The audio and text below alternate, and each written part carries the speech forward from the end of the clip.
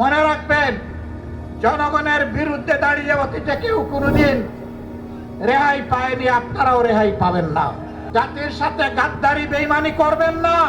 বিরোধী দলীয় নেতা ও বাংলাদেশ জামায়াতে ইসলামীর আমির ডাক্তার শফিকুর রহমান বলেছেন, পরীক্ষামূলকভাবে ফারাক্কা বাঁধ চালানোর সুযোগ ৫৫ বছরেও শেষ হয়নি। তিস্তা মহাপরিকল্পনা বাস্তবায়ন করতে হবে। পদ্মা নদীর পানির ন্যায্য হিস্সা দিতে হবে। প্রধানমন্ত্রীকে উদ্দেশ্য করে তিনি বলেন, আগে নদীর দিকে নজর দেন, এরপর খাল খনন কর্মসূচি পালন করেন। কারণ নদীতে পানি না থাকলে খালে পানি থাকবে কিভাবে? শনিবার রাজশাহীতে ১১ দলীয় জোটের বিভাগীয় সমাবেশে এসব কথা বলেন তিনি।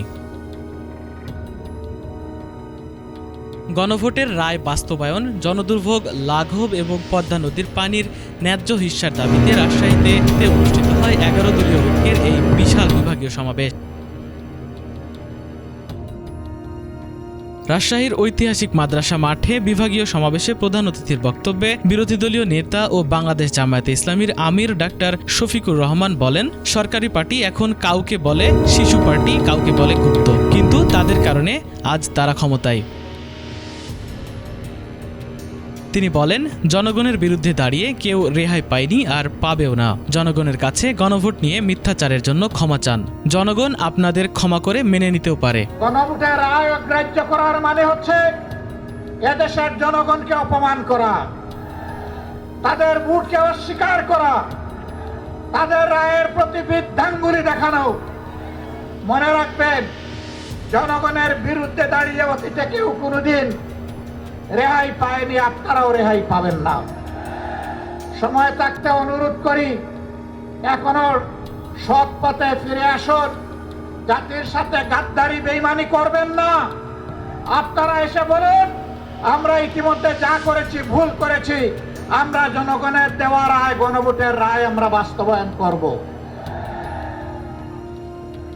হয়তো জনগণ তখন আপনাদেরকে ক্ষমা করবে।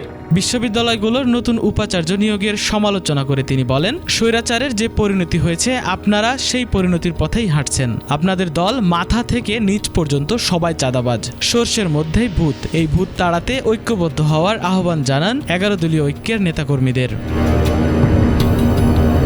সমাবেশে বাংলাদেশের অভ্যন্তরীণ বিষয় নিয়ে পশ্চিমবঙ্গের মুখ্যমন্ত্রীর বক্তব্যের সমালোচনা করে ১১ দলীয় ঐক্যের শরিক দলের নেতারা।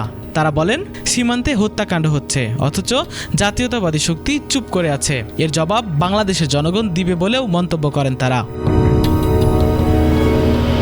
সমাবেশে বক্তব্য রাখেন ১১ দলীয় ঐক্যের জাতীয় ও স্থানীয় নেতারা এবং বিরোধী দলের সংসদ সদস্যরা।